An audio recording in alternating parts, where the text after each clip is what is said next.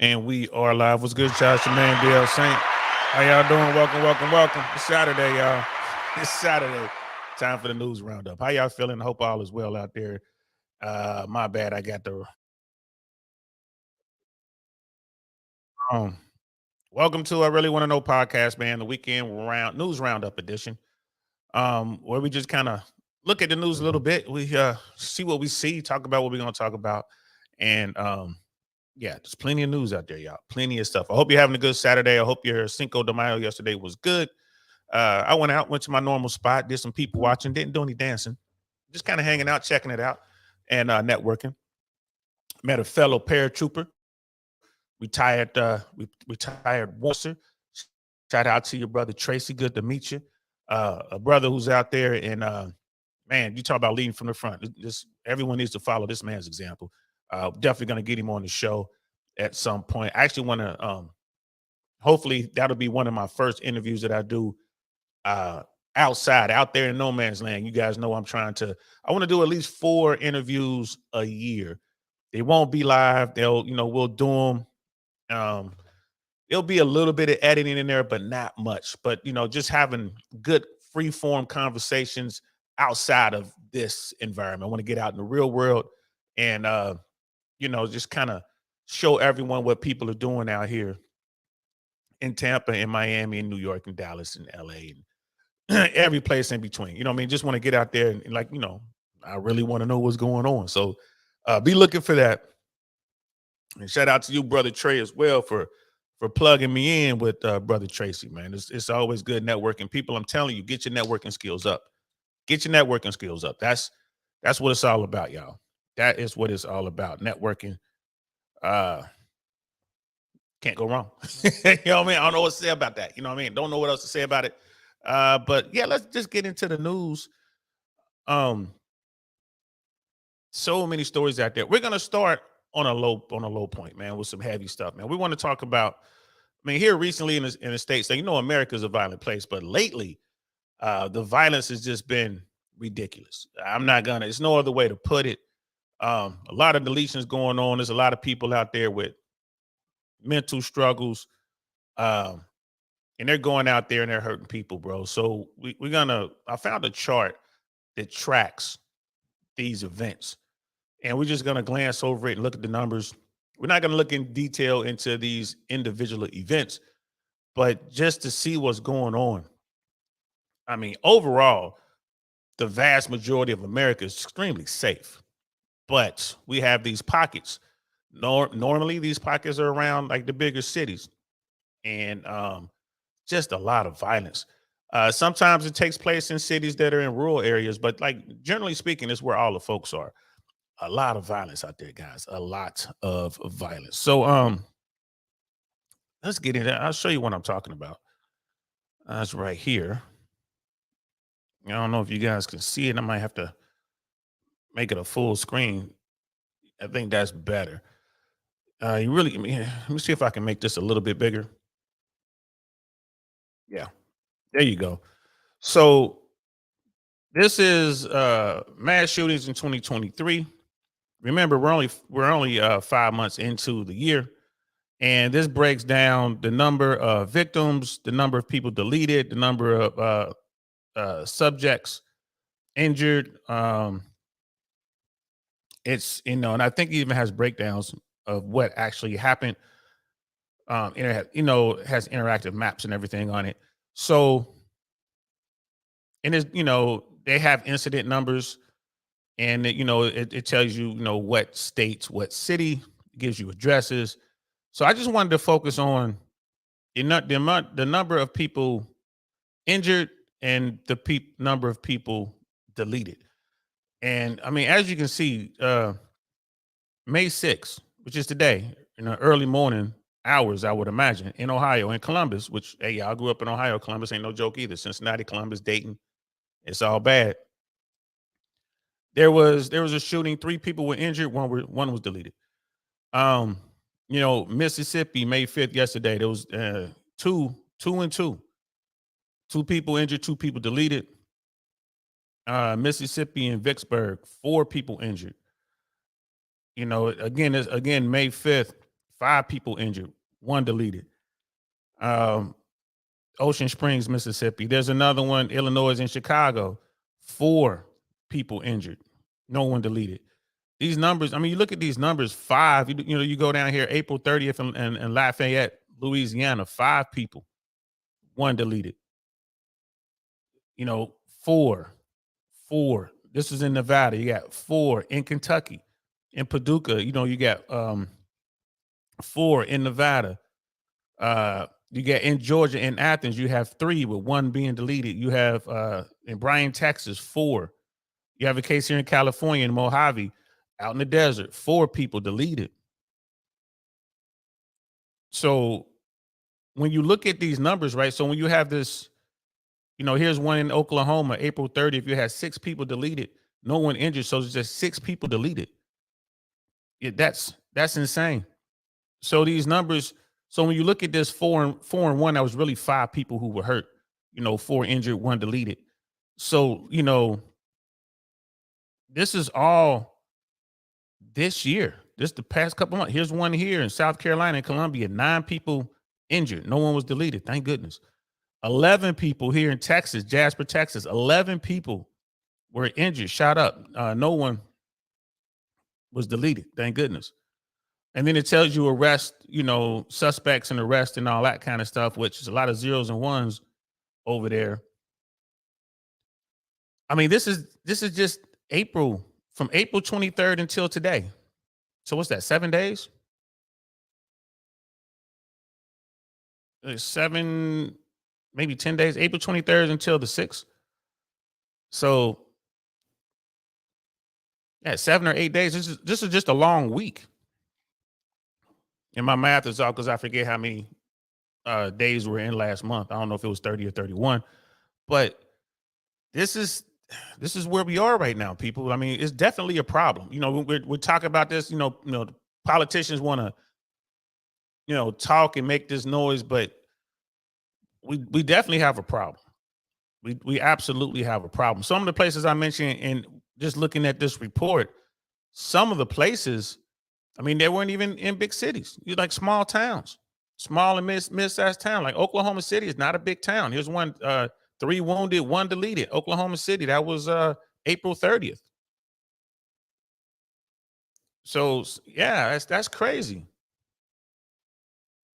So this is over a 12-day span. It looks like over a 12-day span. Look at how many people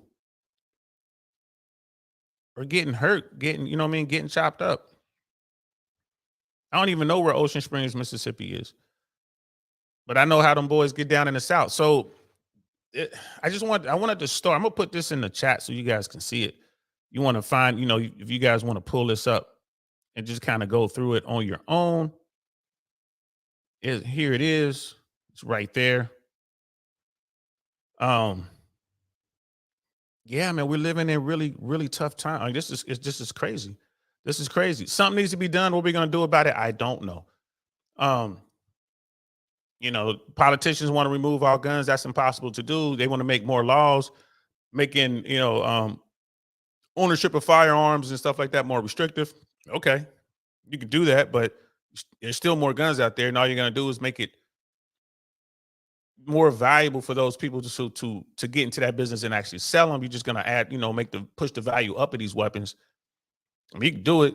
There's people out here who know how to make their own weapons. They don't even go to a manufacturer to get them. They make them in their own house, like real effective weapons. So, I mean, that's not the answer, is it? I think the answer is getting more mental health resources for those who need them, identify the people who might need that help. And I think that's definitely will be a step in the right direction. That's my take on it. But I mean, America is like really, really gotten crazy.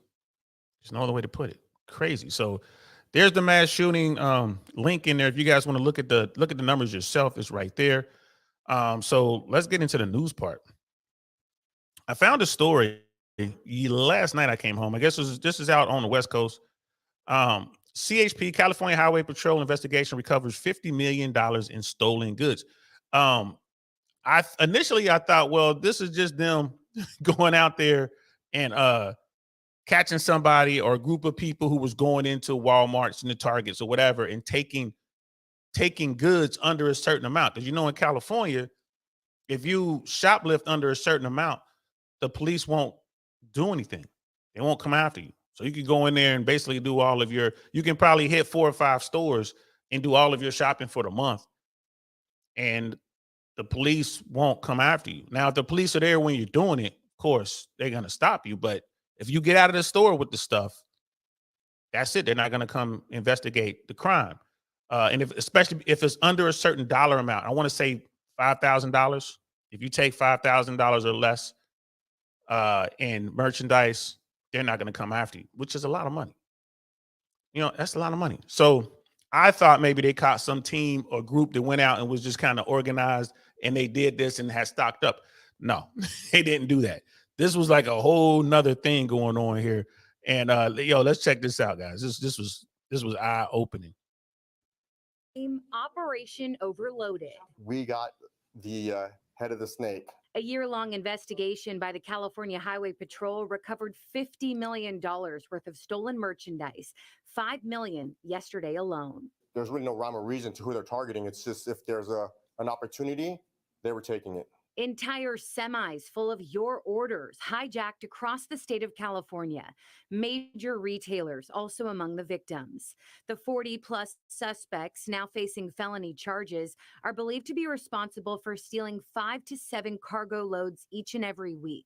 That's valued at more than $150 million. As if you can imagine, there are thousands of loads going through commerce, going all day, that by the time to keep up with the inventory, sometimes they don't find out a truck has been missing for several days. CHP says not a single truck driver was held at gunpoint. More typically, in the dark of the night, the entire truck was taken from a processing station. They take a truck they steal, and within minutes, they will have a location set up to where they have equipment to unload it, put it in other trucks that are then taking the product elsewhere. In addition to really anything and everything we all buy, 15 stolen trailers, 20 cargo trailers, 10 firearms, including ghost guns, and $550,000 in cash was all recovered. What wasn't was sold on the black market. Their profit margins, when they didn't pay for it, they can sell it at such a reduced price that sometimes we actually knew a load was stolen, and by the time we're able actually to catch up to the load, it's been sold. Additional arrests are expected. We are told Operation Overloaded took surveillance teams, undercover officers, search warrants, and dedication. We were able to have a successful operation like we did yesterday, to be honest, without a hitch. And so I must give it to my guys. That's how professional they are. Yo, them boys hit a lick. When I saw this, I'm like, yo, this has Russian gangster vibes all over it. Because I know California. I'm like, yo, that organization, they had their stuff together. They had their stuff together. Brother Damon's in the house. What's good, fam? This is like Fast and Furious movie. For real, for real. That's exactly what it looks like, bro.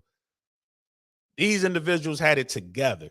They're taking whole semi-trucks full of stuff, and the companies, the corporations involved didn't realize the truck was missing for over a week. Meanwhile, they done sold everything on there. If y'all were getting real good deals on Amazon, I'm sorry to say, those deals have gone away, bro. Gone away. And this isn't the only organization. It's probably one of many. But I'm looking at it, I'm like, bro, let me holler at some of my Russian friends out there in LA. Like, yo, was that y'all? Some of my AP brothers out there might have been involved. Bro, that was crazy. Over 500,000. And you see how law enforcement was able to infiltrate doing their job. Like, law enforcement works when they have the resources to do what they do. Law enforcement works.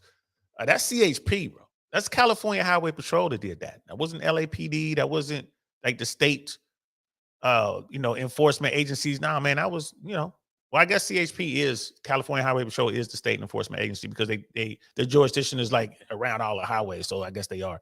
But wow, bro. Wow. That was crazy. I ain't mad at him. Brother Marcus, hey, what's good? Brother Marcus in the house, what's good, Devil Dog? All right, since I see you in the chat, that means you had nothing to do with that, Marine. That's cool. Because I think that stretch from, I think that was down in around San Diego all the way up to San Francisco. More than likely, it's probably involved a lot of, it probably involved different elements of that world, bro. I guarantee you there was some motorcycle gang guys involved with that. Like I said, probably the Russians were probably involved with that. I'm pretty sure there was some gangbangers involved with that. Your run of mill, Crips and Bloods or whatever people affiliated. I'm pretty sure because it's it encompassed a big group of people. And I wonder how they got caught. I wonder how law enforcement. Well, I know how. Someone told law enforcement what was going on. And then law enforcement was also talking to these companies like, someone stole your whole truck. They're not running up with weapons. It wasn't like street level either. Like this was well thought out. Probably had inside people involved. Yo, that was like Brother Damon says, man, just like the movies, bro. Just like the movies. I just thought that I just thought that was wild, bro. Thought that was wild. But yeah, that's California, boy. They ain't playing. They are not playing out there, man. Cali doing their thing. Shout out to them boys out there. Shout out to the cops and the robbers. How about that? Shout out to the cops and the robbers. There's going to be more crimes jumping off. There's going to be more organized crime jumping off because we're headed for a recession, and that's just how it works. People going to get it. They know where it is. They're going to get it. They're going to get that money. You're going to have your run-of-the-mill porch pirates doing stuff. So if I were you guys, when it comes to your Amazon stuff, either have some sort of lockbox system or work it out with Amazon where you can pick up from a secure location. I mean, I know it's a pain. It's like, man, just have it dropped at my house. But there's going to be a lot of porch pirates out here over the next 3 to 6 months. And then, for the foreseeable future, because people out here, they hungry. It's about to get bad out here. Even though they put out that job reports that, more Americans are working, like unemployment is the lowest point it's ever been in 50 years. I don't believe that for a second. I don't believe that for a second. It's too many people getting laid off. Those numbers, that good news was just at the perfect time. It was like, oh, here's some good news. Ooh, look, Wall Street went crazy. It went up like wildfire. Like, come on now. I don't believe those numbers. I'm gonna go back. I purposely didn't do any shows on it. I'm saving for next week. I'm gonna purposely go back and look at those numbers and see how they're counting unemployment, because there are a lot of people getting laid off, a lot of folks, and they're not going to be in such a hurry to go look for new work, because a lot of these people are getting packages and stuff like that, severance and whatnot. And then those who need to work right away, lower down the ladder, they're getting unemployment. Depending on what state you're in, it's a little bit. But yeah, I don't believe those numbers, Brother Marcus. I remember back then, while getting my AA, one of my teachers was actually a current CHP officer teaching at college on the side, but CHP make bank starting off, and their quotas unbelievable. It wasn't me. Yeah, departments, like organizations like CHP in California, like LAPD, they pay good money. Miami PD down at Miami-Dade, Atlanta, like the big cities, Chicago, New York, the big cities, the big police departments, they pay really good salaries. And when you tack in the overtime and then the special duties they can get, yeah, you're well into the six figures in law enforcement. Still a lot of money to put your life on the line, but at least, it's not what you would hope for. I mean, there's people out here, there's law enforcement out here in Florida. You get hired by some of these departments out here and you're making $60,000 or less. I'm not really trying to dodge bullets for that, but hey, Brother Marcus, you and I, we dodge bullets for way less in the United States military. So, but that was a different kind of thing.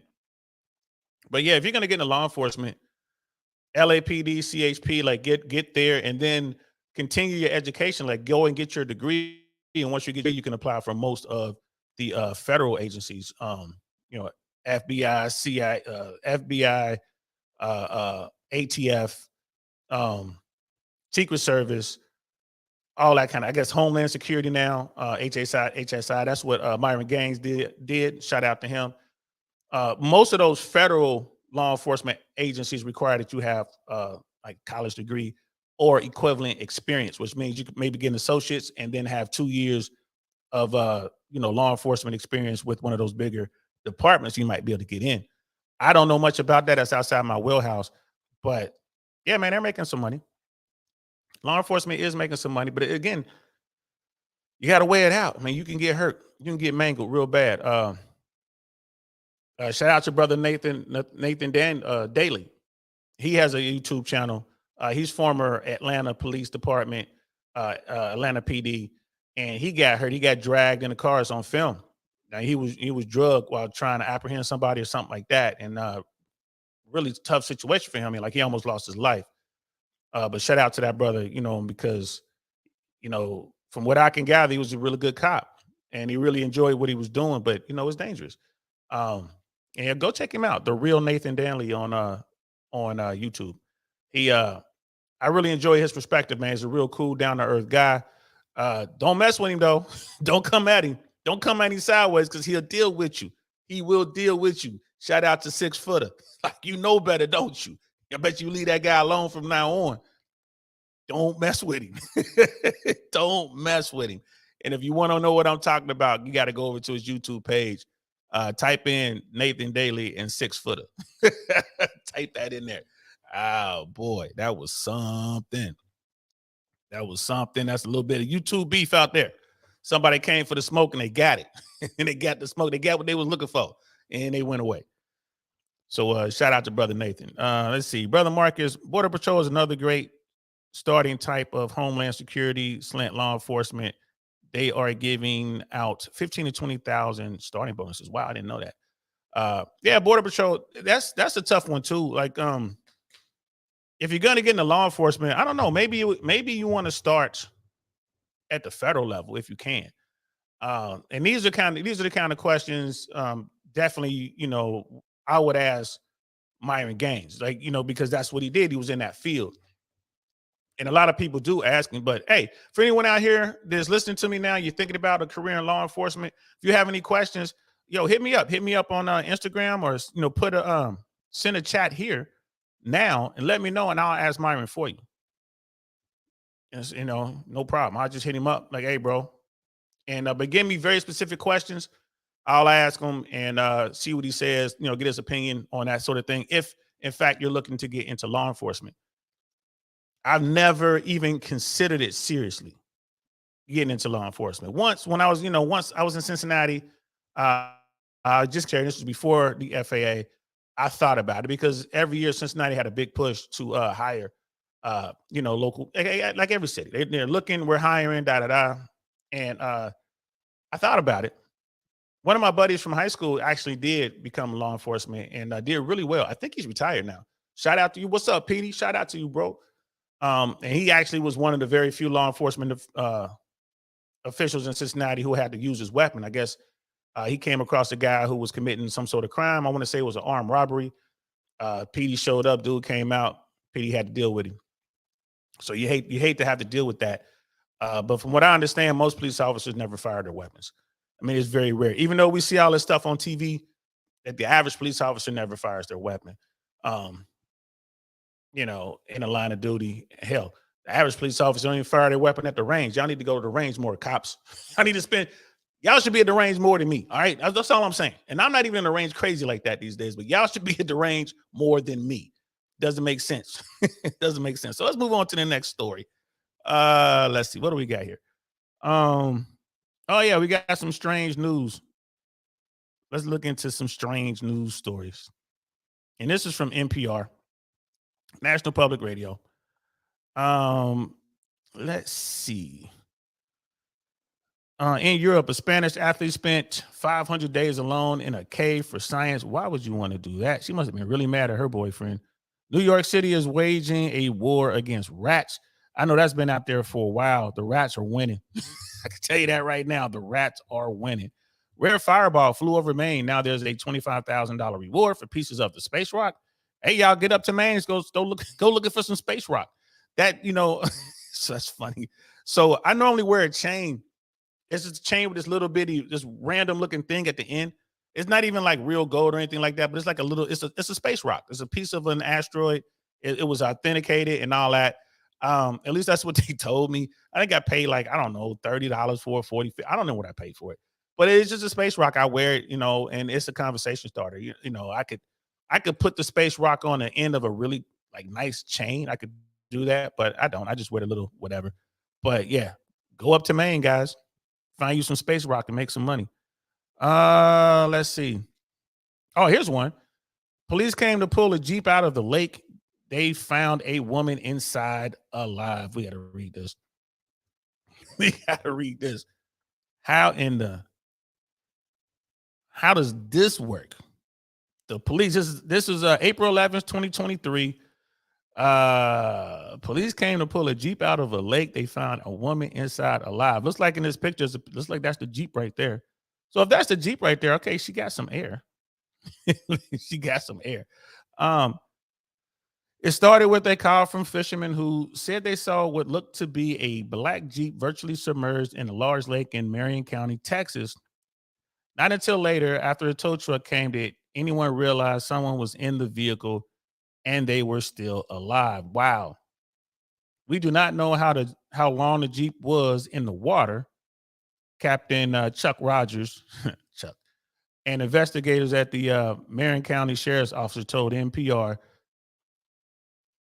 And it's just one of several questions that remain unanswered about the unusual case. After that initial call on Friday morning, it took deputies around 18 minutes to reach the scene at Lake of the Pines, which sits between Dallas and Shreveport, Louisiana. It took a little longer for a truck from a nearby wrecker service to arrive. The Jeep was far from shore, about 40 feet out in water from Woody's Camp boot ramp. The fisherman who called the authorities stuck around using his boat to help a tow truck worker get out to the Jeep and hook up the tow cable, Rogers said. It was at that time they saw a woman inside the Jeep, the captain added. Abruptly, that began as a salvage job became a rescue. The fisherman and tow truck driver helped get the woman out of the vehicle, pulling her into the fishing boat. Wow. And there's a picture of them pulling her out. So this lady looks like she got like a Jeep Wrangler type thing. Her Jeep's in the lake.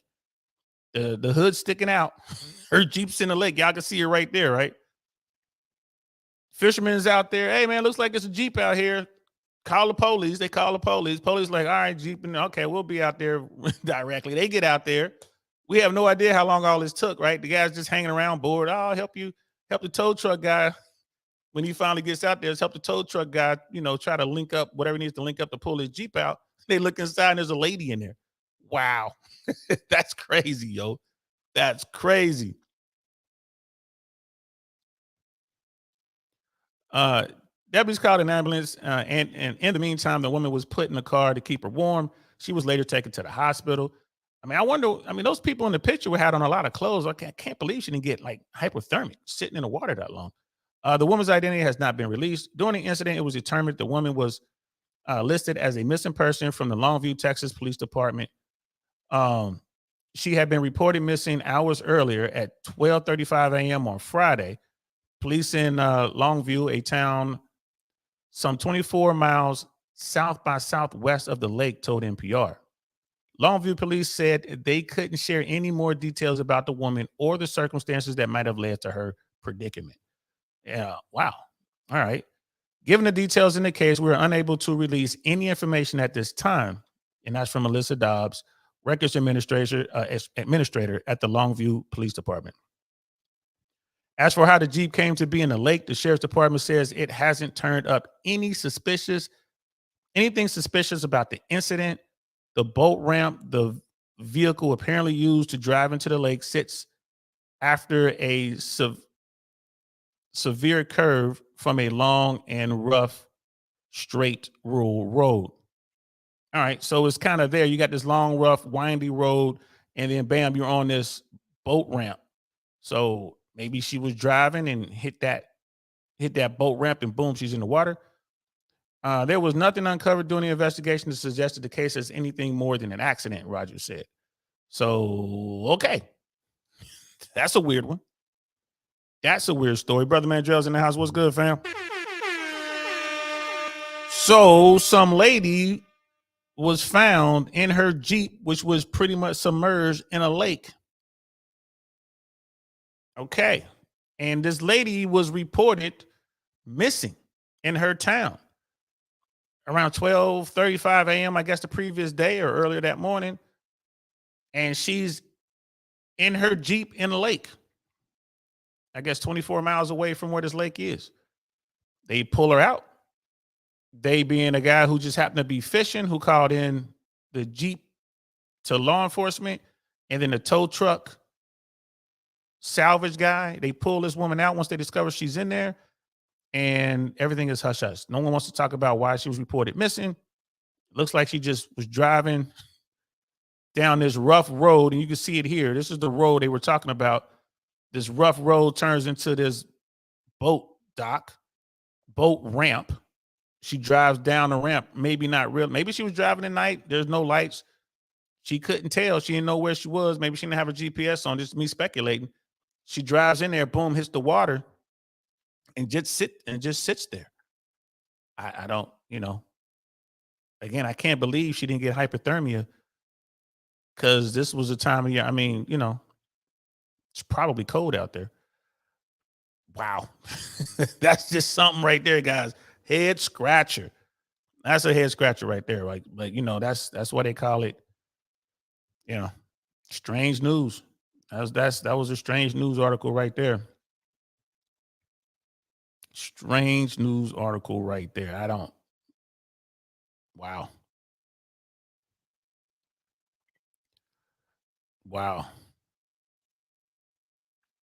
So, and then they have some stories in here where, feds barged into the wrong hotel room doing a drill and detained the guest inside. That's just standard stuff. But I wanted to read that story about the woman being found in her Jeep, which was underwater at a lake. I wanted to throw that out there. That's the news story that's out there. Strange news, boy. I tell you what. And let's see. We also have, I figure we'll read a story about UFOs. What's going on with UFOs? Everybody kind of loves it. US, let's see. United States tracking more than 650 potential UFOs, official says. This is this is April 19th this story came out. This ain't that old, man. Let's look at this. Like, why? What's up with the whole fascination with UFOs, man? Now I get it. UFOs are unidentified flying objects. I get that. And then they have the UFOs, which are, I think, the unidentified submerged objects. They have the same thing, but for, UFOs are in the water. Yeah. So let's have a look, see at this. So, all right, let's look into this, man. This is CBS, I believe. Yeah, this is CBS. The U.S. government is investigating more than 650 potential UFO sightings, a Pentagon official confirmed on Wednesday. Why are we spending taxpayer dollars chasing UFOs? Sean Kirkpatrick, director of the Defense Department's All Domain Anonymity Resolution Office. I don't even know who they are. And how much money does that office get, by the way, per year? Made the revelation in appearance before the subcommittee of the Senate Armed Services Committee. So I guess they're in here talking about trying to look at where they're spending their money, and we're spending a lot of money. Looks like we're spending a lot of money chasing UFOs. And they want to, probably want to know why. The sightings are concentrated off the East Coast and West Coast of the United States, in the Middle East, and in areas of South China Sea, Kirkpatrick said. So the East and West Coast of the United States, I don't know, that's just whatever. But the Middle East and the South China Sea, there's a lot of fighting going on in the Middle East. And the South China Sea, there's a lot going on over there. So maybe these unidentified flying objects that they're seeing in the Middle East and South China Sea belong to the American government, and just some of our new stealth technology. Yeah, it is what it is, Brother Mandrell. Don't talk like that, big bro. I'm in a hotel room right now. Hey, man, they might be coming to see you. They might be coming to see you, Mandrell. You know what I mean? Eyes up, bro. And brother Marcus in a hotel room with the Lollipop Guild. Ooh, Humpa Lumpa street stroller. I don't think he's doing that. That's reserved for you Marines. Green Berets are a little more, they use a little more discretion. But that's crazy, bro. Marcus, you wrong for that. Newly declassified video of American military drones conducting surveillance in the Middle East showed an unidentified object zipping in and out of the frame. If the video is slowed down, it appears to show a metallic sphere. But where it came from and what it was doing remains one of many such mysteries to the Pentagon. I think the Pentagon knows what it is and what it was doing. I think it's our tech. I think it's our tech, bro. I don't really think it's you know, I don't think it's alien. I don't think I don't think Venus is sending in advanced teams to check out what's going on for an invasion of Earth. According to the Pentagon, there is no credible evidence any of the still unidentified objects came from outer space. However, the Pentagon said a small number of them exhibited advanced flight characteristics, which indicate they may have been developed in China. So America is saying that China did it. Come on now, we know China ain't that advanced. Mandrill, is China that advanced, bro? Can the Chinese making circles that can fly? I don't know, man. This acknowledgement comes after the Office of Director of National Intelligence released a report in January, which disclosed that its office had tracked a total of 510 UFO sightings since 2005. That was up significantly from 2021, when ODNI had reported just 144 total sightings. Of the 366 new sightings reported in the January report, 26 were characterized as drones, 163 as balloon-like objects, and 6 as aerial clutter, with the remaining 171 unexplained, some of which exhibited unusual flight characteristics or performance and required further analysis. All right, well, there you have it. I guess ET is here. It is what it is. I guess ET is here. So what are we going to do? I guess we're going to have to wait and see. ET is here. I don't know what to say about that, y'all. But I wonder how much money we are spending chasing UFOs. How much money? I want to know. Maybe I'm pretty sure those reports are out there. I'm gonna have to go look them up. Brother Mandrill, I think that's originally from somewhere else.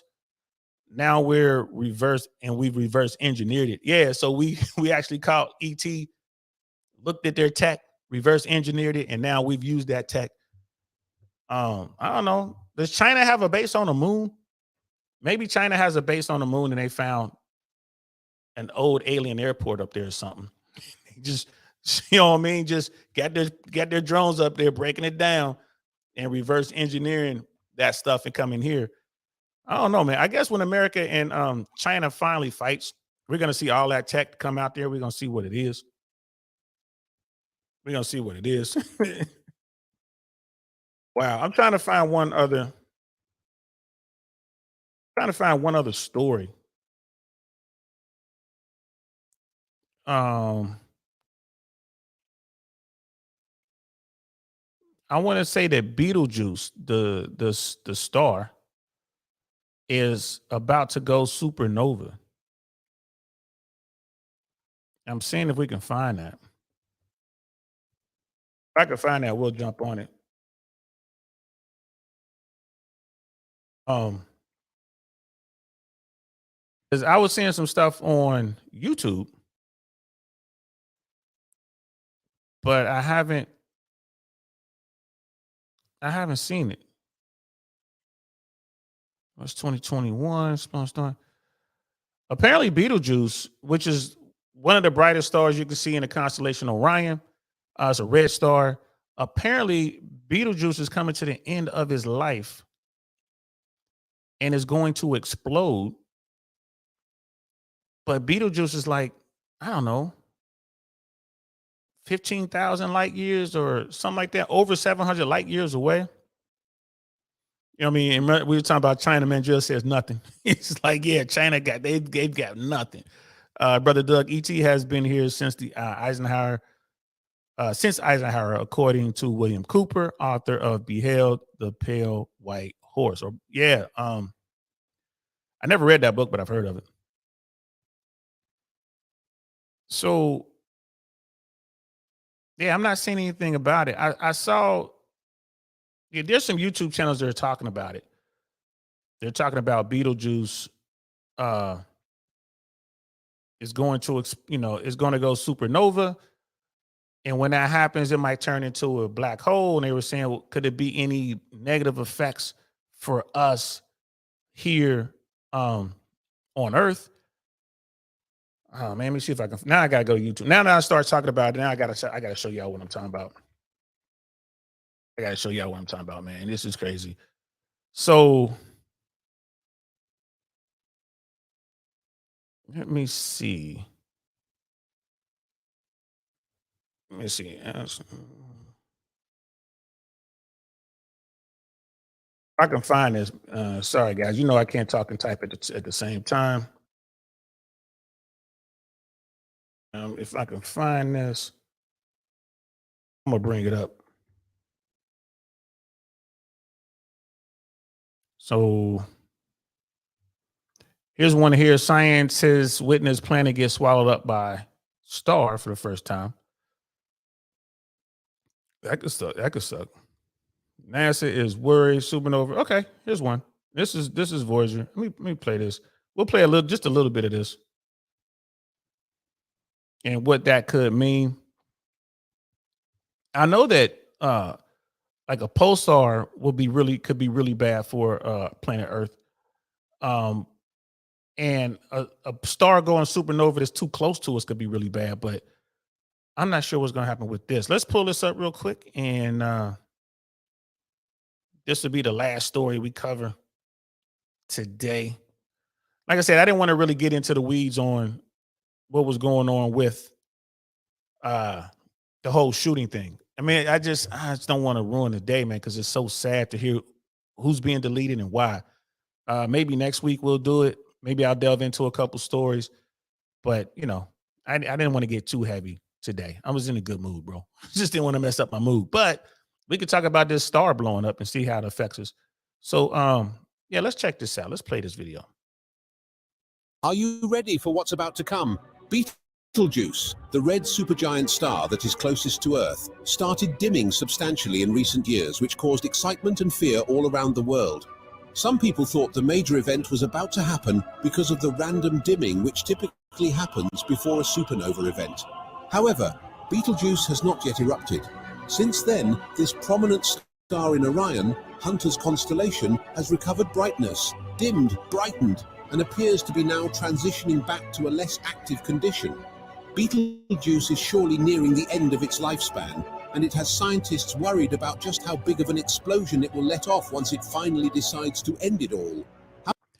So yeah, I know that's a thing, right? That's a thing. And scientists are watching all these kind of things. Meanwhile, the people on Earth are just kind of walking around, going through their life, wondering what the Kardashians are doing. And, worried about global warming, worried about the wars, worried about hunger, all this stuff they're worried about. When something can happen out here in space, something we don't even know about, they could just wipe us out. Just like the dinosaurs. Dinosaurs going about their business, man, doing their thing. Next thing you know, big rock hits the planet. Boom, no more dinosaurs. Right? There are big rocks still floating around out there that can hit us too. Right? So, I like to kind of, do these shows when we kind of look up, and wonder like, what's going to happen next?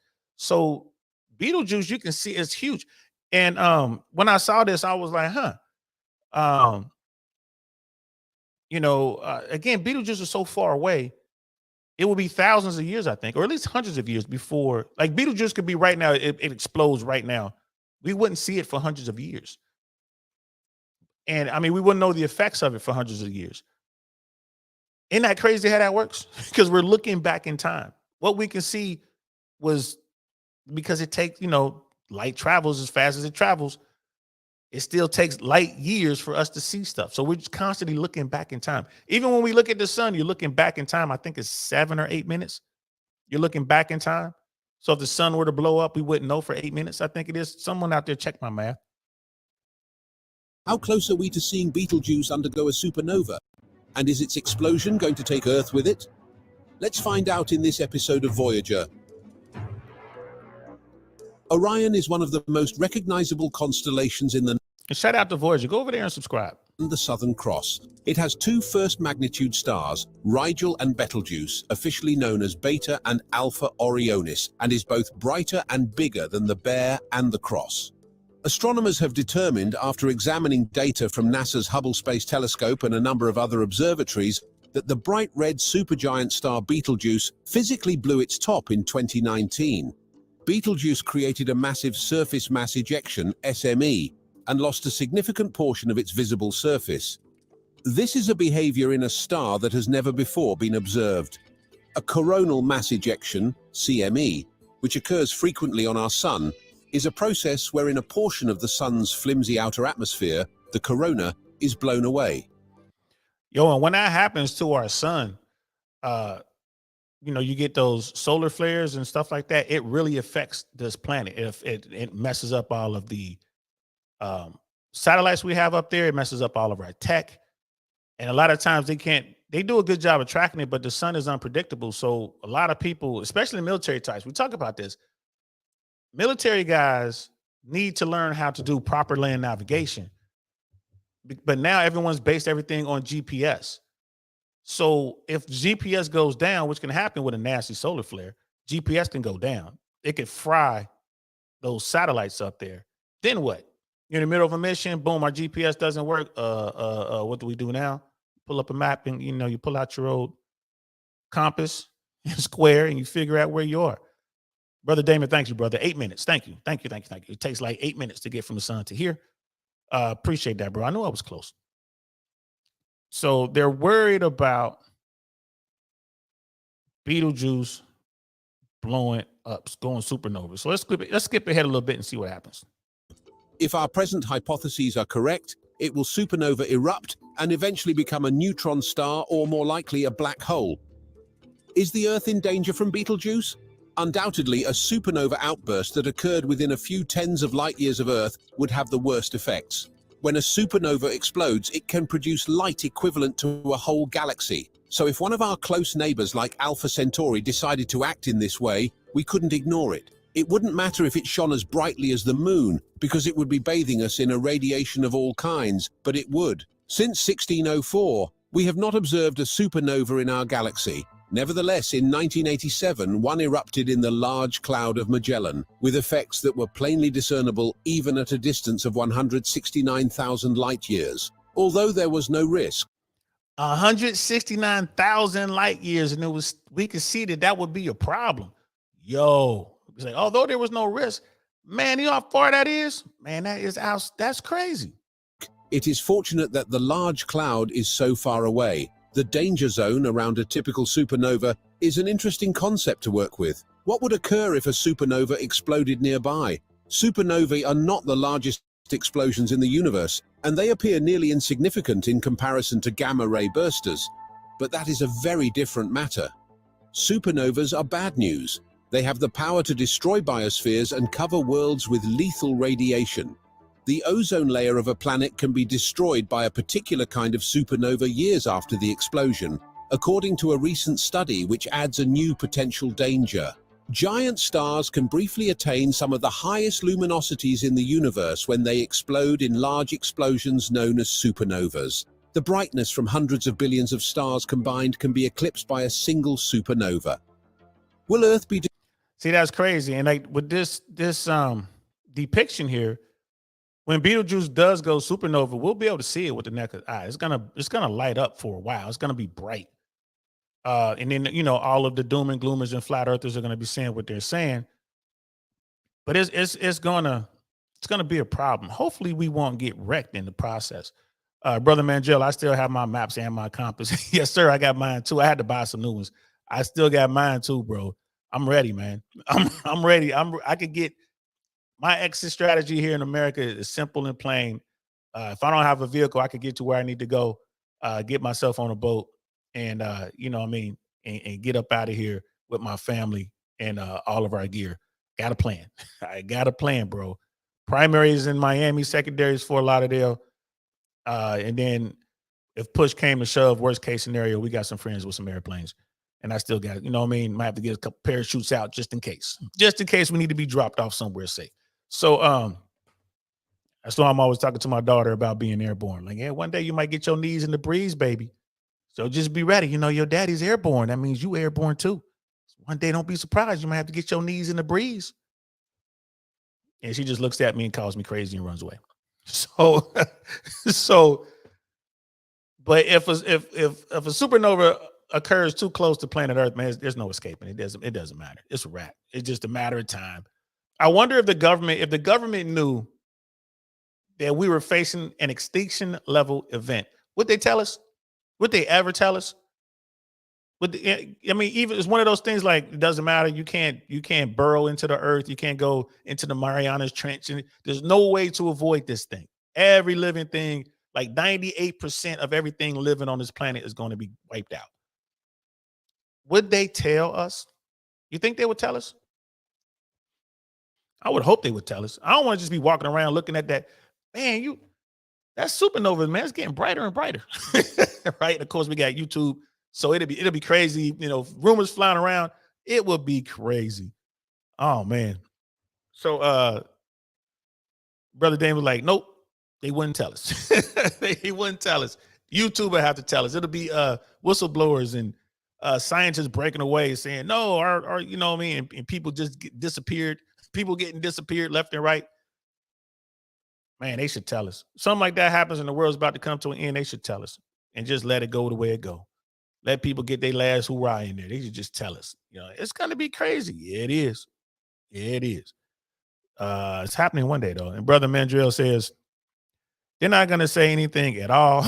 He's just going to keep it quiet. Deny. That's crazy. So let's watch this last little bit here, and then we'll wrap this up.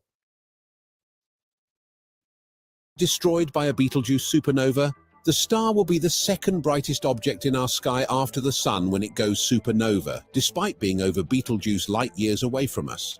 Betelgeuse, which shines brighter than a full moon, will be visible during the day.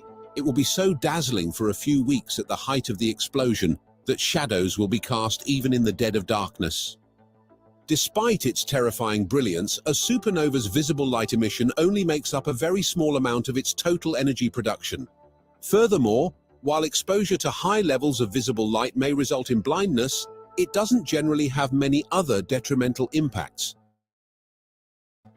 The hint to supernova, which typically takes the form of X-rays and gamma rays, is more concerning. High-energy radiation has the ability to catalyze oxygen, removing the ozone layer that shields the Earth. Without the ozone layer, life on Earth's surface would be subjected to the full force of the sun's UV radiation, which could result in an extinction event. Within the initial few seconds of a supernova, a radiation blast occurs, but a greater threat emerges afterward. Eventually, hundreds or millions of years later, cosmic rays, which are subatomic particles accelerated to almost the speed of light, erupt from the maelstrom. They can also shred ozone layers and cover a planet's surface with deadly radiation, in addition to carrying a sizable portion of the total supernova energy with them. Okay, so there you have it. We'll leave it there. If it goes bad, we got hundreds of millions of years before things get crazy. So that gives us time as humans, hundreds of millions of years to figure it out. Figure out a way to put rockets on this bad boy, put rockets on planet Earth, and then boogie out the way. Maybe go to another galaxy, maybe head over to Andromeda. Oh my goodness. I guess sometimes you don't want to know, right? Sometimes it's best that you don't know. Brother Damon, it will be within a week at best before they tell us. Absolutely. They'll let it run to the very last minute. They're like, yeah, the rumors are true. We're all doomed. And then it would just be, people be partying like it's 1999. It'll be on. It'll be a thing. I mean, at least give people an opportunity to try everything. Go out here, get you an airplane. I don't know how to fly. That's fine. Just figure it out. You know what I mean? Whatever. At the end of the fight, whatever. People jumping on rockets, like, I want to see what it's like in space. You might as well go ahead. We're all doomed anyway. Going out there and see what it's like. So Yeah, that sounds pretty important, man. Losing the ozone layer and all that. Yeah, that might be a problem. That definitely might be a problem. So all right. Yeah, I just wanted to throw that out there, guys. I mean, quick little news roundup. We ran the numbers. I put in the chat the a link to that site where I was reading the numbers on the violence, on the gun violence in America, and that's updated every single day. And it gives you the numbers of people who were hurt, numbers of people who were deleted. It tells you about the suspects if they know who they are, if they got caught and all that. And they do it every single day. We're only 5 months in, and it's like the numbers are just insane. The amount of people getting chopped up. We saw that real weird story about the lady sitting in the lake, the real lady of the lake in her Jeep, sitting there waiting for somebody to yank her out of the lake. I'm hoping they follow up on that story. I'm real curious as to what was going on there. And that's just kind of crazy. And then Brother Denby, like, remember the movie Armageddon? Yes, I do, man. Deep Impact was better, but Armageddon was a fun movie. Deep Impact, I thought that was a much better movie. Next week, guys, we're gonna do a show when we just sit around and talk about movies, man. Our favorite movies, our worst movies. We're just gonna do a show. We're just gonna have some fun. Maybe Thursday of next week. We're just gonna talk this movie talk, man. We're gonna geek out on movies and maybe talk about Westerns, sci-fi, period pieces, historical movies, documentaries, whatever. Like Armageddon versus Deep Impact. We're gonna talk about everything. Make sure y'all there, bro. I think I'm gonna make the thumbnail tomorrow. We'll do it on Thursday for sure. And we just gonna talk about movies. I was just watching clips from The Dirty Dozen, one of my favorite war movies. Clint Eastwood, Telly Savalas, Don Rickles, Donald Sutherland, Carol O'Connor. I mean, that was star-studded. And the movie is about these soldiers who decided to rob a bank during World War II. The bank was guarded by the Germans. Really good movie. Donald Sutherland's character, Oddball, did just, man, I was watching one of the scenes from that movie. That guy was a master. He was just a master actor. It's a scene about getting a bridge. It was a great scene. Anyway, we're gonna do that, man. We're gonna do that Thursday. We're gonna just talk about movies. When I drop the link on that, y'all better be coming up. I want to see the whole screen full up of people just up there talking about their favorite movies. And then brother Dame was like, "Yep, that's the one I was thinking of." Yep, talking about Deep Impact. Yeah, because that was man, who was in that? Who was the main actor in that? Just the brother was in Robin Hood, played opposite Kevin Costner in Robin Hood. The guy that played that mean principal in Dear East Side, whatever that movie was. I can always forget his name.